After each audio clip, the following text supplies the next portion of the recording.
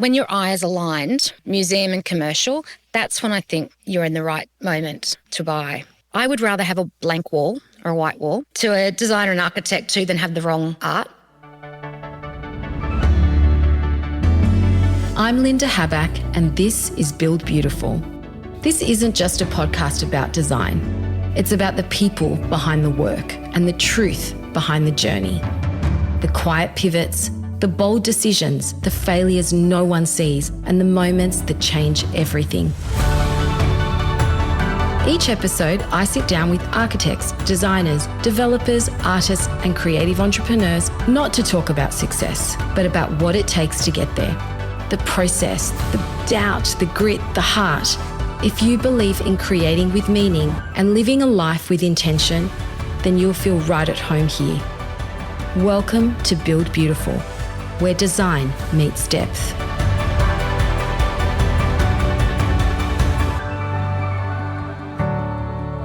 Today on Build Beautiful, I'm joined by Sally Dan-Cuthbert, art dealer, gallerist and cultural patron, whose work quietly shapes how we see, feel and collect. As the founder of Gallery Sally Dan-Cuthbert, established in 2019, she has created a singular space where contemporary art and collectible design are given equal weight, dissolving the boundary between function and feeling, object and atmosphere. But Sally's role extends beyond the white walls. She's part patron, part nurturer, and always a steward of beauty. In this conversation, we explore the quiet power of curation, the courage it takes to champion artists in a rapidly shifting world, and the responsibility and privilege of cultivating legacy. We talk about taste, trust, and the invisible threads that connect artist to collector and art to life. This is a conversation about more than what we see. It's about what we sense and the compass that art can offer when we choose to let it guide us. Here's my conversation with Sally. Sally, welcome. Good morning. That was really beautiful. Oh, I'm glad. Thank you for joining me. I met you many years ago, completely outside of the interior design and art world. I'll never forget that night. I think it was Aria Restaurant, and you and Chris walked into the room. And I was just in awe. And I just thought, here is this woman, I will never forget you wearing a black suit with a beautiful white Chanel camellia. And I just thought, wow, you just held yourself with such grace. And little did I know then, because I don't even think I had started studying design then. I was just in love with design and art, but hadn't even pursued a career or studies. Little did I know I would cross paths with you all these years later, and you still inspire me. Your knowledge of art and your generosity is incredible. So I'm really grateful to have you here today and to have this conversation. Thank you. But let's start at the beginning, because I know you have a really interesting pathway into art, and I'd love to just unpack that. Tell me what it is. How did you get here? Yeah. Well, it has been a bit of a winding journey. I feel very privileged to have been on that journey and hopefully will continue for many years to go. So I was brought up in a family where culture was really important. We had mixed backgrounds from my parents, and so I was always exposed to different cultures. Both my parents were in the medical field, and my father in particular he was a surgeon and worked long hours. And the only time that he really spent with us was in January when there was non-elective surgery in the hospitals. And he would make it his mission to take us to places around the world that he thought when we were old enough to take ourselves, we may not have the opportunities to go. And I think given the times that we're living in at the moment, he was probably wise beyond his young years back then. So I feel apart from their interest and how we were brought up and being exposed to art and culture, music, architecture, literature, it was also the travels. And I think when you're exposed to things from a very young age, you learn by osmosis. Realise now I'm a very visual person. So I was obviously just pulling all of that in on all that time. I never, obviously as a child, thought I'm going to be involved in the art world or anything like that. I can't even remember as a child, whether I wanted to be a fireman or whatever it might have been. like I know my children, my boys have been. So I had these wonderful experiences and parents that really encouraged you to explore. And even though they were medical, it was not about actually, they wanted us to do well at school, but it wasn't that we had to follow in their footsteps. They just believed in a good schooling, and they also believed in tertiary education. And they said, but what we studied was totally up to us. So I actually did go on and I studied commerce. So nothing to do with art, but I majored actually in economic history because I think I was craving that some sort of culture within that degree. And I had a lecturer who really believed in me and offered me a scholarship to look at the economic contribution of Scotland into Australia after colonisation. Very specific. Very specific. And it was actually the most incredible opportunity. And I think that is the one thing that my father, I would never say my father was disappointed in any of us because he revels in our everyday. But I know to this day he thinks it was a mistake me not taking that. But what it made me think about, and I didn't do it because it was very specific, that's a really good thing to point out. And I was young and I just wanted to have fun. And so then I started thinking, well, what do I really want to do? And I realised it was something to do within the arts. And so I applied to do my Masters of Fine Art at the Courtauld Institute in London. Courtauld University, which is sort of one of the most prestigious art learning in the world.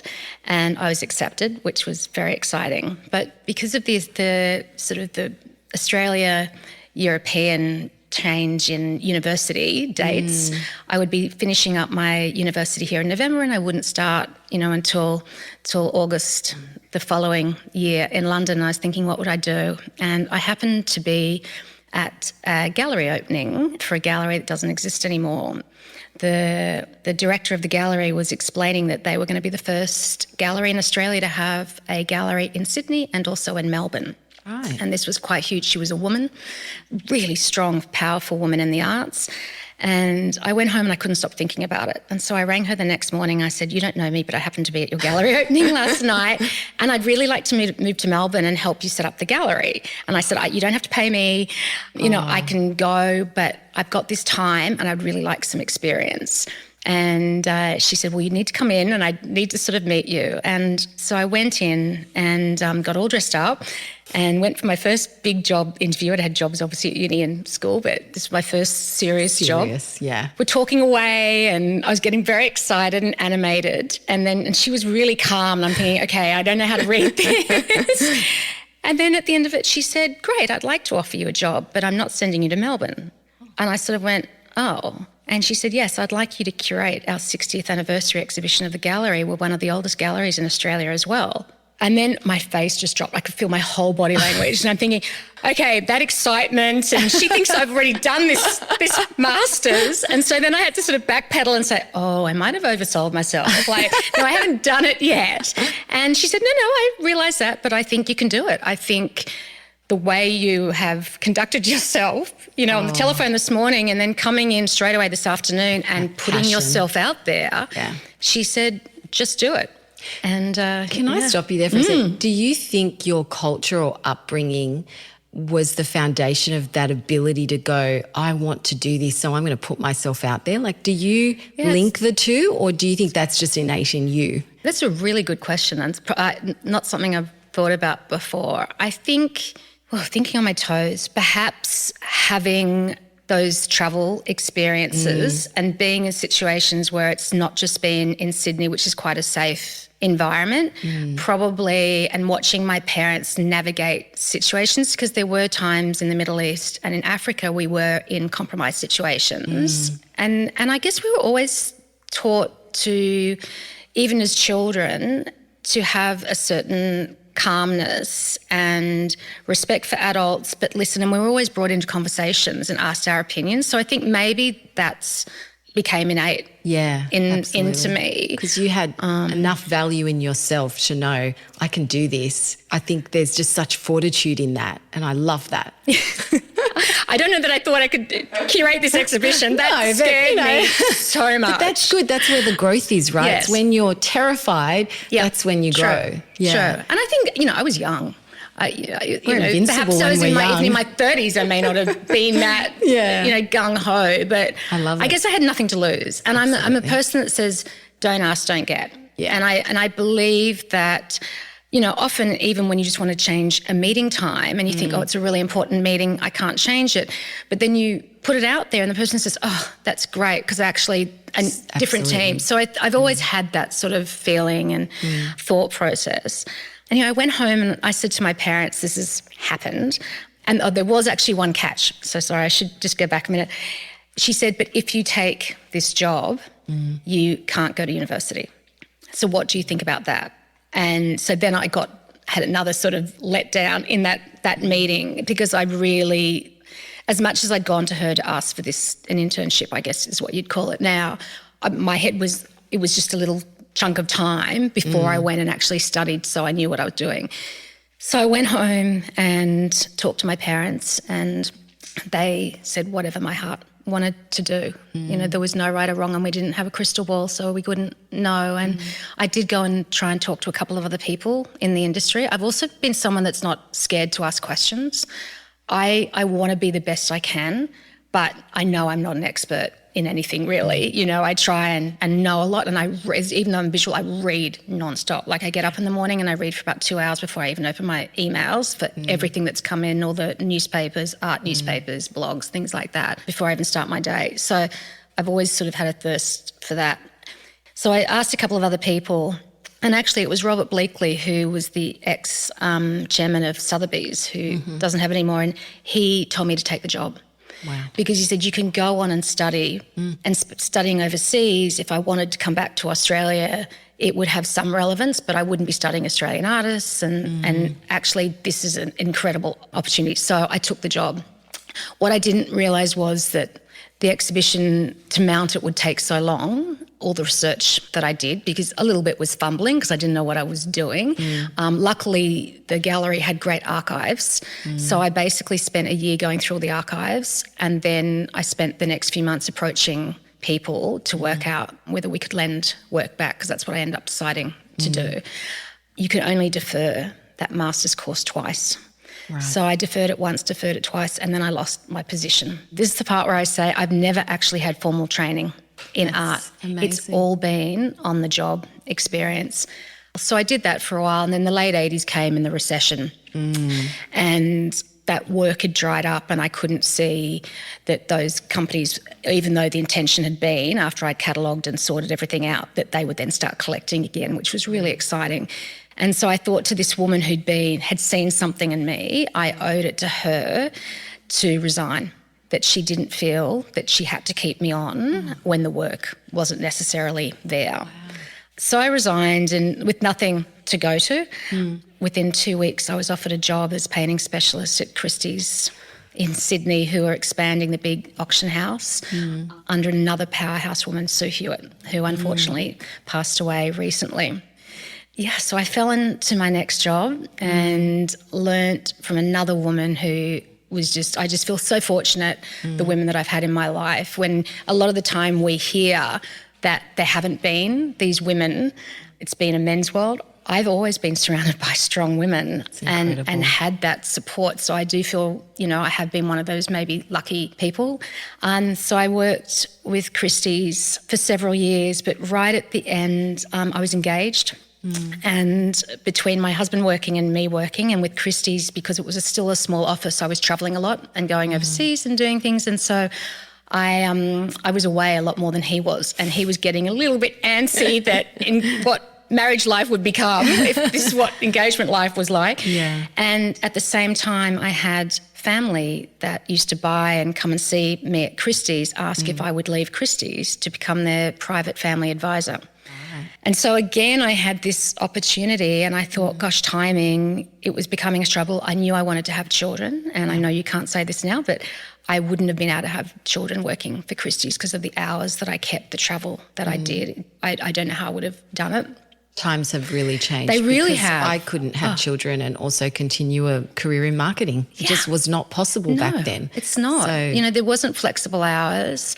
I mean, I think a lot of it was, there was the expectation, but it was also, I think, what we put on ourselves. And sometimes I find that really frustrating when, I'm at work and I'm thinking, what do you mean you can't just stay back for an extra 15 minutes? Like, I would have been staying back for 4 hours. 4 hours. Oh, God, I used to do 16-hour days and get paid absolutely nothing. Yeah. I know. I mean, it's good that times have changed. They needed to change. The pendulum has swung way too far the other end. Totally. And I think, too, coming from a medical family, my father didn't work a 9-to-5 job. That's right. He was called out in the middle of the night. We had a great balance, so we went away. But so I left Christie's to become this family's advisor, which was really, really exciting. And that's where my advisory then really took off. And I worked for them just privately for a little while. And then once we got the collection up, I moved into being an advisor more broadly. That allowed me to have other clients. And I've never advertised in marketing. It's been word of mouth, because as an advisor,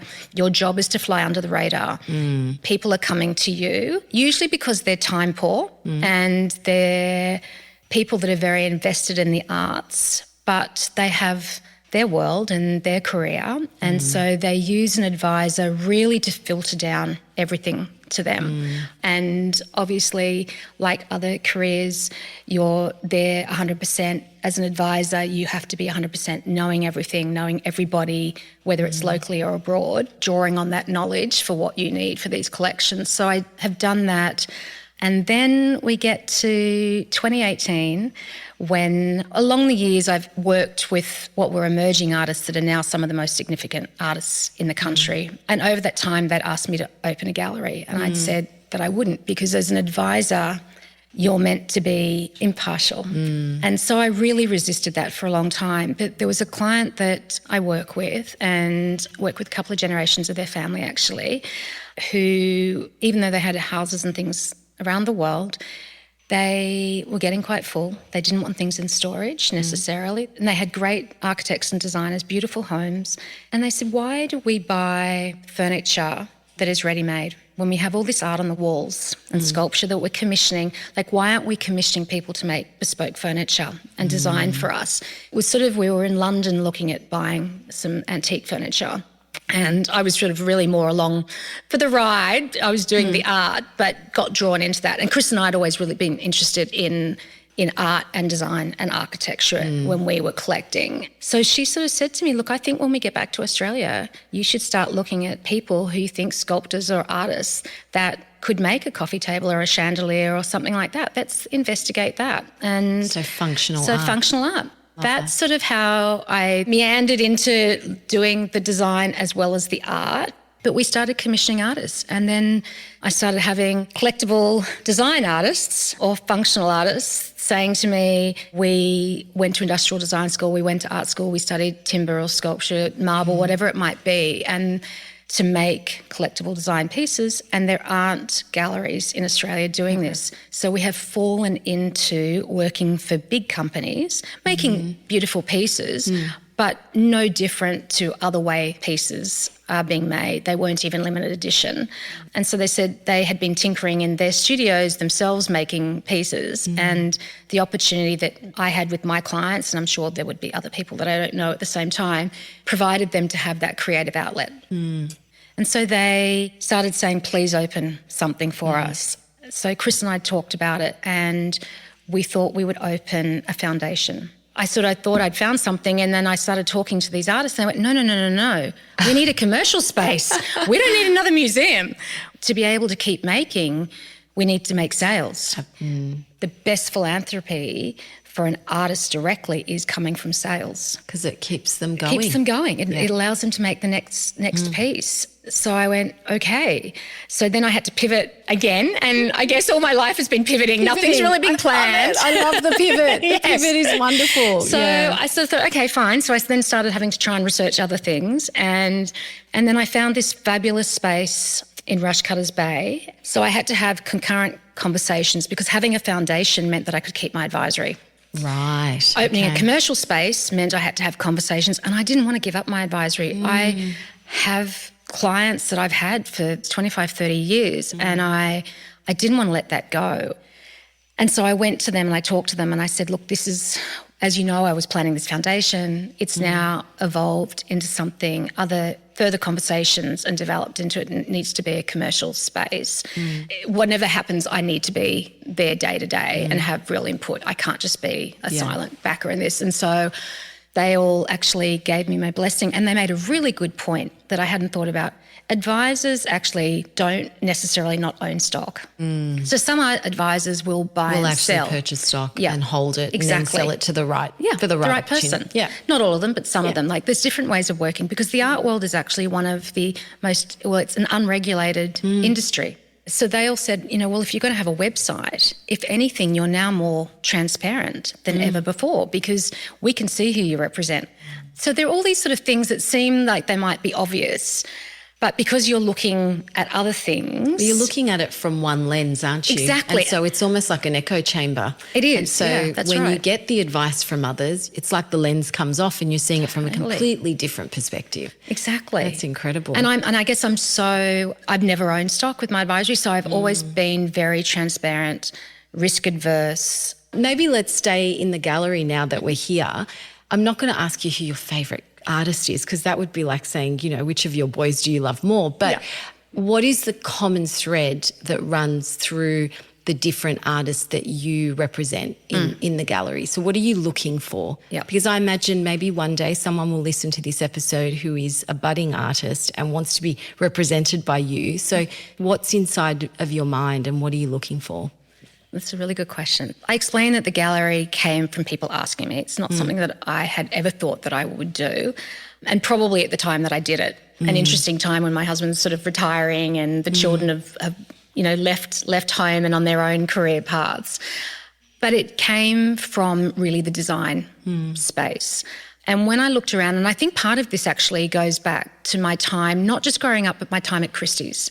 So working for one of the 3 best auction houses in the world, Phillips Christie Sotheby's, you are exposed to everything. So even though I was the painting specialist, Australian painting specialist, I looked at rare books. If the ceramic consultant wasn't their specialist for the day and someone brought something in, I would have to, hand over and catalogue that. So, I learned all of a sudden about Meissen and Clarice Cliff and different things like that. So I think I was exposed from as a child, but then in my early career, to looking at the art as just beautiful items, no matter what their form is, that are made by humans, which in this AI world, robot world, computer world, 3D printing world, when new materials are being invented every other day, I think that's really what stuck with me. And so that's what the gallery, and when I really looked around when it was changing from a commercial gallery to a foundation, because again, then as a commercial gallery, you have a stable of artists, whereas a foundation, I'd be commissioning just 2 artists a year or something. So it was a very, very different move. So what I realised was there were some specific photographic galleries in Australia, not so much. They've sort of almost gone by the wayside now, which is really unfortunate.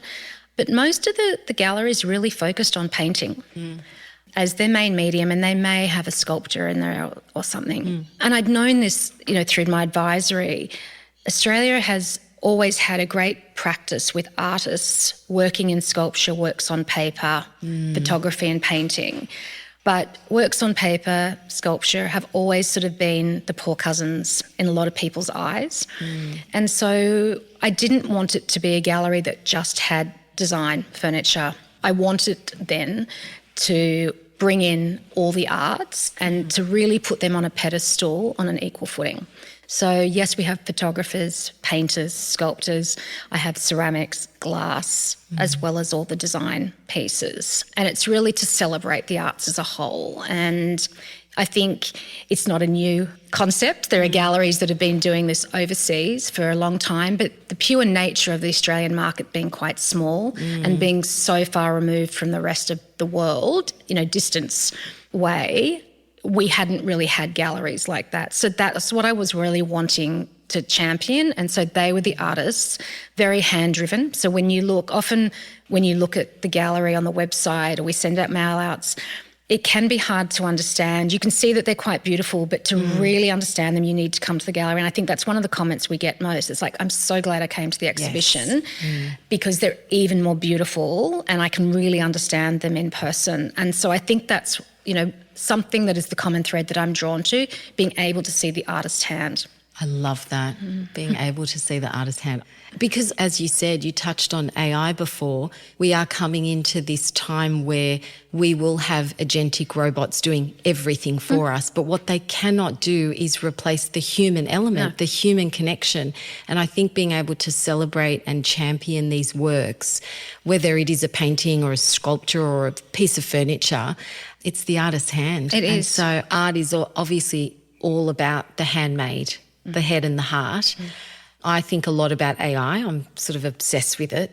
How do you think AI is going to impact or is impacting art and the art world and artists these days? Yeah, that's a really good question. And I think if we link it to my thread in the gallery and the artists that I'm drawn to personally and professionally, is that handmade quality. Yes, you might be able to feed into something saying, paint me a painting that looks like this, that has an impasto or is flat or glossy finish. But what it can't do is a lot of the artists, and the artist Edward Waring that we have in the gallery at the moment, and he talked about his journey of being an assemblage artist and how he has now settled on glass through working through different other found objects. He talked about a lot coming from trial and error and actually mistakes. And it's the curiosity. So the curiosity of the artist, exploring different ways of making, creating, thinking. And that's what AI can't really produce. From what I understand about AI, it's not going to produce a mistake. So the artist actually learning something and delving in or, extending their practice or going down a rabbit hole because of a mistake, exactly, is something that I think is really special to an artist, and why AI won't replicate certain parts of the art world. And then I think, as much as the artist has to stay curious and learn from their mistakes, collectors and buyers do too. Keep looking at work and stay curious, because curious is what keeps us all young. Curiosity is everything. I just love what you've done with this gallery, and it's really beautiful. And I think it's a culmination of all the things that you've done all through your career, and it's represented in this incredible space. Yes, it's wonderful. What makes a powerful exhibition in your mind? Something that, an exhibition that people remember. And they can remember for the good reasons, and they can remember it because they didn't get it or they disagree with it or they didn't like it. It wasn't their style. Sure. And I think that's a really important point too, that don't always feel that you're going to go to a museum or a gallery or a salon and think you have to like everything, because part of the journey is actually understanding what you don't like. I'm sure that's like what's in your business, Absolutely. Walking into a room, I think sometimes, and I get to go into really beautiful spaces, to walk into a room and I'm obviously a little bit picky. I go, high standards. Exactly. That's what it is, exactly. And we all have our personal style. Of course. And I love walking into a space where I don't know why, but I just feel good. Yeah. Because I think it's easy to work. Design. It is. It's great design. That's good design. And you don't see it, you feel it. Exactly. Whereas it's easier to walk into a space and go, I don't really like that, and start picking it apart. Why? And so I think you should approach going into a gallery the same way, is go in with, sometimes you'll know the artist, so you will go in with, preconceived ideas. But the other time is going in and you don't know the artist, and ask questions and actually just be with the art and just look at it. And you don't have to go, obviously a museum you can't buy, but you don't have to go to a commercial gallery to buy either. You need to be able to come and just spend time with it. Can we hold on that point? Because I think there's a misconception. I think there's a lot of people that feel really intimidated by art. Not everybody, not, people that are in it, in the industry, but I do think for the general layperson who might have the means but not the knowledge, they feel a little intimidated. Yep. And I constantly say to people, just go. Yeah. You don't have to go to purchase. You can just walk in and just be with it and just experience it and start that journey. So maybe we could touch on two things. One is, what advice would you give to someone who doesn't know much about art but is interested? Like, is there a starting point or some advice on that? And then I want to touch on designers and architects, but we'll get back to that. Let's.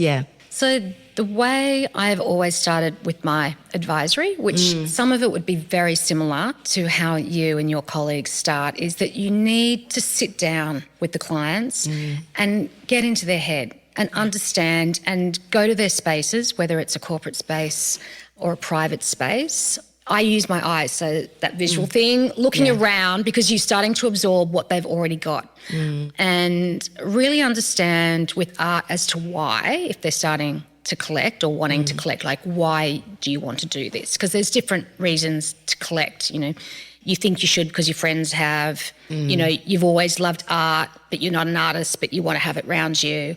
As an investment, purposes. Exactly. All those other things that I don't really enjoy, but people do. So work out the why and then work out what you're drawn to. And so I always say to people, go to museums first. That's good advice. Yeah, start in the museum. And we've got great museums across Australia. Our regional galleries are some of the best in the world. And the National Gallery of Australia now has this new development program where they're lending key works to regional galleries. There are community centres. Just engage and look and look and look. Because the one thing that I can say is that it's so much easier to buy than it is to sell. If you start collecting, and collecting's a really interesting word, because I would say the amount of people that are real collectors are very, very small. Most people... 1%.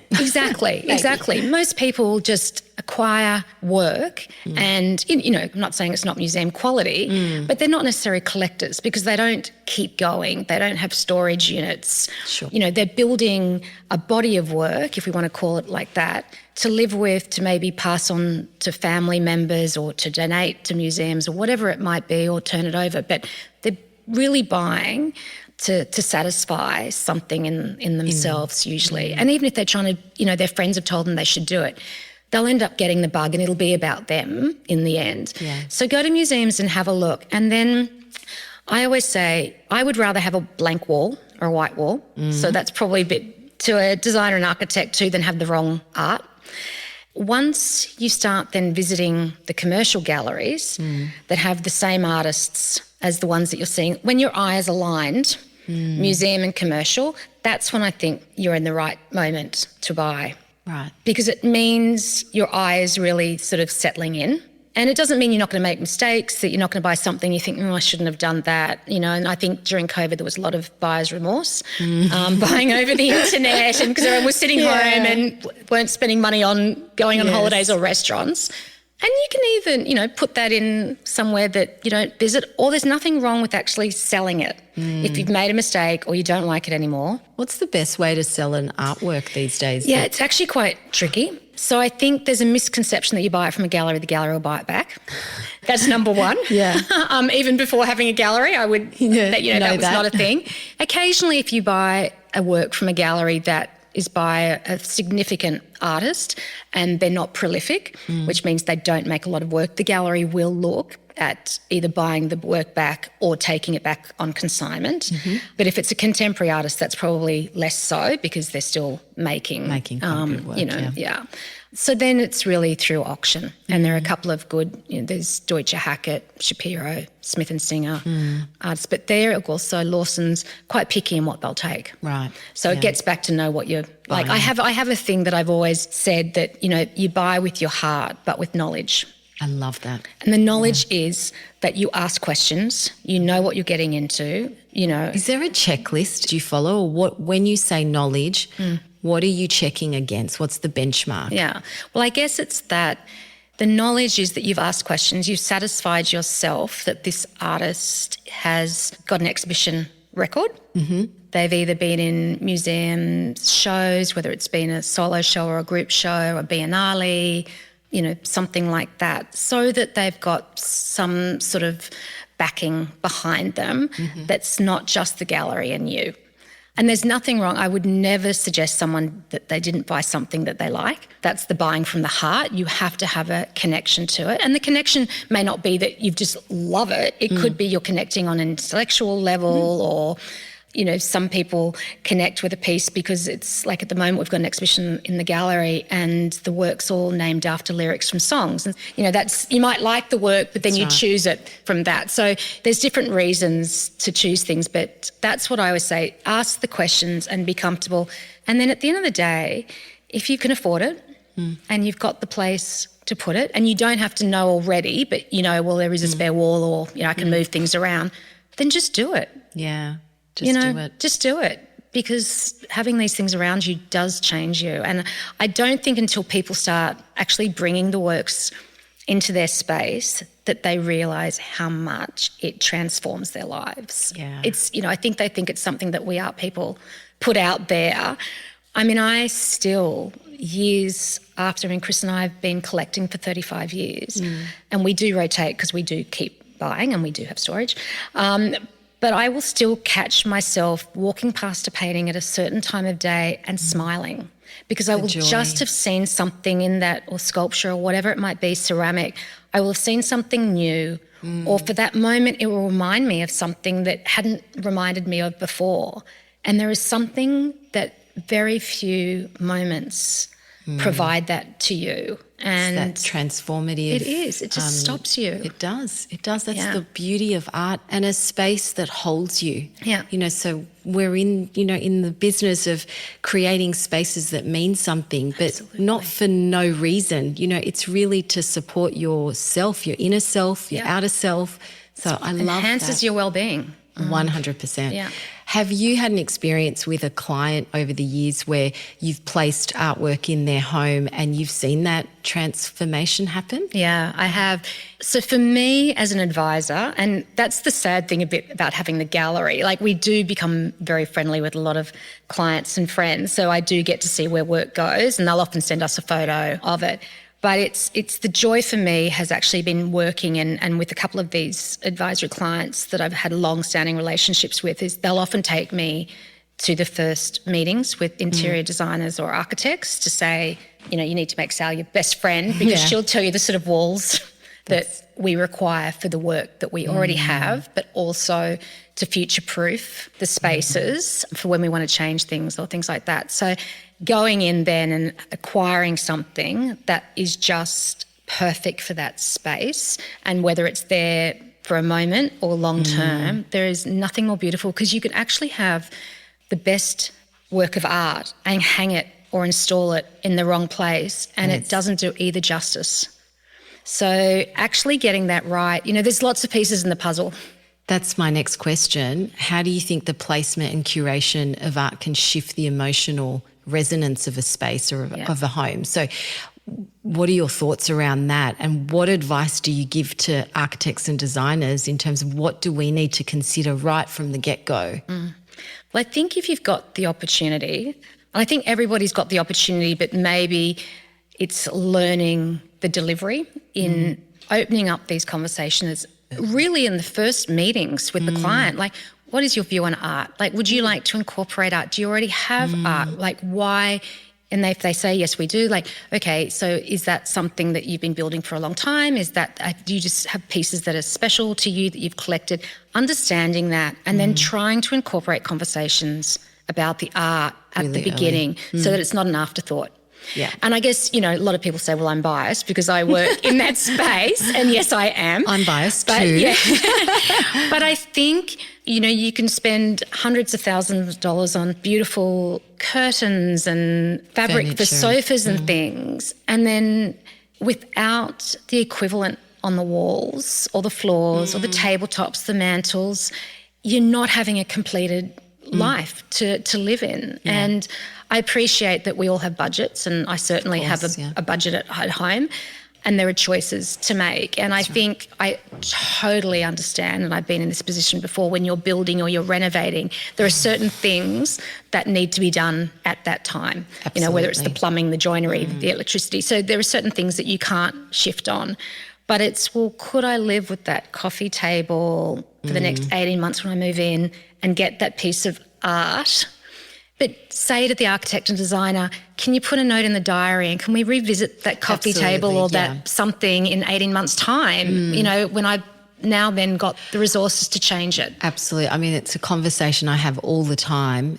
I'd rather you buy less but buy better. And if you can't buy it now, hold. Just hold. Exactly. Live in the new, renovated, new build, and then hold. Yep. But don't throw things in there because you want this fully completed version of it and it's not right. Exactly. So, and I've said to you before, often it's a long runway because it's what people value. So sometimes art is just not on a client's radar. No. So you have to start having those conversations early, and almost it's incumbent on us to educate them, to offer them to go to the galleries, to see what they like, what they don't like. So it comes back to everything you're saying. Absolutely. But in my experience, it's often been a long runway. Yeah, absolutely. And some clients will be intrigued and they'll be scared, as you say, and not wanting to do things. But, you know, at the end of the day, I often try and give analogies, and sometimes that's the easiest way to bring a client or a friend or a family member, you know, across and just open up the conversation and the world so that they might see it slightly differently. It's like, think about it like fashion. You know, we always say you're better to buy that investment piece, one piece, than 5 other pieces. Zara pieces, fast fashion pieces. So it's no different. Yeah. And, you know, when it comes to design, and you will know this, you know, absolutely as well as I do, don't go and buy that copy. You know, do your research in design as much as you might do it in, you know, we spend a lot of time, we're buying a new car and we research it, you know, what model do we want? And we're comparing them and comparing specs and a car is a major, you know, outlay of money. It's not an investment usually. That depreciates the minute it drives out. Exactly, the showroom. But people spend so much time looking at that for mostly depreciating asset, whereas with their art, they're really scared to even start the investigation, to go to a gallery. I mean, now, to me, there's no excuse now because you can go online and look it up and then read a little bit before you even go into the gallery. So do all of that. That's what I would say to architects and designers. Just start the conversation early. And also have conversations with galleries. Like, get comfortable with them because not all, I mean, some can still try, you know, have a little bit of an air. But I know with us, we just want people to come. And, yes, you do. You know, we want to chat, we want to talk. That's what we're there for. And, you know, this is probably something that shouldn't be said. But at the end of the day, we sit under the retail award. We are a luxury shop. We might want to call ourselves a gallery and everything else, but we're just selling really beautiful pieces, but it's no different than going somewhere else. So maybe just trying to break down the way you perceive it. Deconstruct that perception of, oh, it's a gallery, it's, you know, it's absolutely, because I think there is a lot of intimidation around it. I'm forever trying to tell people, just go. Exactly. Just go and experience, connect, see what you like. Take your kids. All the kids study art at school now. They all get taken to the art galleries and things. Take them. Yeah. And I find sometimes you get kids that touch, but most of the time they're in awe. Yeah. And we've actually started a book at the gallery. Yeah. Things that children have said. Oh, I love that. Because they say the best things. That's fantastic. You know, you could actually probably publish that. It. I know, we probably could, Because we have. Because artists are always saying to us with the exhibitions, you know, can you tell us some of the things that people have said? And so we've noticed that some of the most beautiful things that have come out of people's mouths are actually out of the mouths of babes. I want to talk about patronage now. Yeah. So you've played a very pivotal role in supporting not just institutions but individual artists throughout your career. What does meaningful patronage look like to you, and why have you supported the arts for all this time? Personally, I had done it very early on with Chris when we weren't in a position to necessarily buy the art we wanted to buy. And so it was a way of giving to a museum to help them buy. And obviously, if we couldn't buy ourselves, it's not going to buy them something. but it was a connection. Yeah. So we were connecting to a community that we wanted to be a part of for whatever reason. That didn't mean just going drinking champagne, because I think there's a lot of mystique that's all the art people in the art world do. It was giving some money and then having the opportunity to meet the curator or the artist. Absolutely. And having that, which is the knowledge part that I talked about before, and just learning more deeply about something. And again, we're not going to like everything that's in there, but sometimes the more you know, and in fact, I segued before, that was a question you asked me about places and right place. Sometimes, you have to be a psychologist with your clients and work out what they want. And one partner may want, something differently to another partner. And what I've often found in art is that after a while, one of the partner that didn't really want the work will come to me and say it's now their most favourite piece. Oh, yeah. And so that going to museums is the same sort of thing. So if you haven't got necessarily the means to buy what you would want to have in your space, or you don't have the scale of the property, you can be involved, and that's where patronage is. And I think the thing about giving to museums, it keeps them open. Absolutely. For the wider public and for children, for tourists, to learn about culture. So it's something that's really been very important to me. And, we support across the arts, not just in the fine arts. And so that's what it's meant. But then it's also, as the gallery taught me, those artists, its philanthropy also comes from actually buying as well. Yeah. Because a museum or a gallery may buy an artist once, maybe twice in that artist's life, but actually buying from an exhibition or their studio, if they don't have representation, allows them to keep making more and more and more to be out there. Because most artists, they want to be in a museum, but they don't make thinking that a museum's going to buy them and then stop after they've been bought. True artists go to the studio every day, or they're in their space, might be reading poetry or whatever it is. Every day they're doing something towards their practice. And it's a 24/7 job, unlike most other careers. And whether that's the visual arts, performing arts, literature, it's innate. And that's actually part of the problem. And it'd be sometimes part of the problem in your world too, I imagine, is when you're travelling, most people's holidays might be, unless they're going to a beach resort or a ski resort, is going around, then going to a gallery or a museum. Whereas I go, it's just more work. It's exhausting because it's visual overload. It is all-encompassing all the time. Last year when we go to London and Paris for the fairs in October, and I knew I'd pushed Chris a little bit too far when we were coming back from the Louis Vuitton Foundation. I said, I just need to go back to this little gallery to have a look at something. And he just looked at me and he said, wouldn't you prefer to go shopping? And I thought, okay, he's done. One husband suggests going shopping then to a museum. One husband who's an accountant. Exactly. Oh, I love that. Yeah. Well, we're coming to the end of this wonderful conversation. What's a risk you are glad you took, looking back at the body of your career? Every opportunity that presented to me was a risk, and it took me down another path. So I'm glad I did stop and I did think, I'm not saying I just ran with it. I did stop and think. And each one, particularly going out in my advisory as a young mother when I'd been on a salary, not knowing what that, even though I was asked, I had some sort of income that was coming in. I didn't know how long that would last. But probably mostly was opening the gallery because it was really the first of its kind or one of the first of its kind in Australia. And I didn't know how people would respond to it. I didn't want it to look like a normal gallery, so it's not in a warehouse, it's not a white box. And I know that some of my colleagues, when I first opened, even though, and I have very good relationships with my colleagues, I still acquire for them from my clients, they were like, what is she doing? It's all glass. It's got 2 walls. Everything about it has been risky. The timing turned out to be very risky because, within the first year we were closed more than we were open, because we opened actually at the end of 2019 and we went into lockdown in March of 2020. Yeah. So I had lockdown 2020, 2021, And then my building got covered in scaffolding. I saw that. And that was for a year. And then they moved to the next building.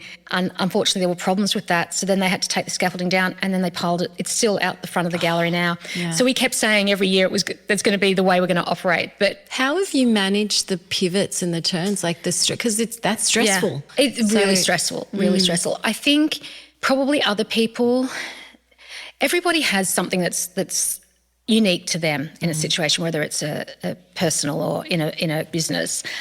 I think because we'd only opened at the end of 2019 and then you closed down for 4 weeks over the summer. So we really were closed for more months than we were open that first year. We hadn't really got in the swing of things. And I think there'd been this misnomer with my colleagues and probably with some clients is that because I'd been in the industry for 30 years and in different parts of it, and also as a benefactor of museums and sat on boards and not-for-profits in that sector, for which I'd actually had to come off the Archive of New South Wales because I perceived that as conflict as well, and they didn't really perceive it? They didn't. It was an interesting thing actually, and it's something that I see different museums still haven't changed, even where I was quite vocal about it, that as an advisor or a commercial gallery, even if you're on something like a board of trustees or a collector group, you don't have say in what the gallery is advising. Curatorially. You do have insight. And sometimes perception is worse than reality. So the reality is there was no real conflict in terms of I could sway a decision, but you could say it was insider trading if you wanted to use another word. But then it's also the fact that I didn't want people thinking as a gallerist, if one of my artists was collected by a museum, that I'd had sway. Yes. That was the most important thing. Or the museum was concerned that if they bought something, people would say that. And so therefore my artists weren't collected. So that to me was the real reason. I knew that I wasn't going to do anything wrong. The museum knew they weren't going to do anything wrong, but it's perception by the outside world. And so that's why, and it was actually quite, we had to navigate that for several months because they didn't understand because there wasn't any risk. But perception. Perception. And, as I said, I've dealt my whole life being very transparent and very high and avoiding integrity. that. Yeah, we all have our different things. So that was sort of, I think the risk was everyone thinking that I had this huge mailing list and I would just open on day one. Yeah. And it wasn't like that at all. So I literally, yes, I knew a lot of people to go and talk to. But again, as an advisor, I didn't have a website, not handing out business cards because I had the people that I worked with, and yes, I would take on a new client here or there, but it was, you can only do so much with you and one other person in advisory. So I guess that was the biggest risk, was again, there was that perception of what the gallery would be and that I had all these contacts, and the reality of it is that no, I was starting from scratch. And I was starting from scratch in my 50s, where most people were thinking about retiring, a new business that I knew nothing about, in a space that was representing artists that hadn't really been championed before. What have you learnt about yourself through starting this business, building this business? Because it is very different to advisory. So what would you say has been the biggest learning? I think I've learnt to continue to trust my instincts. Makes me happy. That I need to listen to my young team members more because they are the way of the future. Yeah. And I think, sometimes they look at me and we do have funny conversations where I say to them, no, I know it's not just because I'm old. It's because there is a certain way of writing about art, documenting art, cataloguing art, that is an internationally recognised system. I think we could probably develop a ChatGPT, custom GPT for you on that. And I think that I'm glad that I did it, and I feel that I've still got so much more to learn and to give. This was not something I set up to do just for a few years. There was a long-term plan and to hand it over to somebody afterwards. So all of that is still there, but I think it gets back to just doing it. I'm glad that I did it. I was capable of doing it. Yeah. And I wish more older people and I hate that age thing, but I think young people, when I was younger and I jumped at all those things, and young people are so, I love watching them dart around and believing they can, do anything. I would want some more of my friends to believe that they can still change and start things, and That's just beautiful. So very last question. It's the signature question of the podcast that everyone gets asked, but what does Build Beautiful mean to you? Build holistically from the heart and the head. Gorgeous. Love it. Thank you, Sally. No, thank this you. Was such a wonderful conversation. I can't tell you. It's been beautiful. Hopefully it's been a bit of a conversation. Thank you for listening to Build Beautiful. If this conversation resonated with you, I'd love it if you'd follow the show, leave a review, or share it with someone who's building something meaningful. It matters more than you know. Follow us on Instagram at Build Beautiful Podcast. Until next time, keep creating with intention, and together we build beautiful.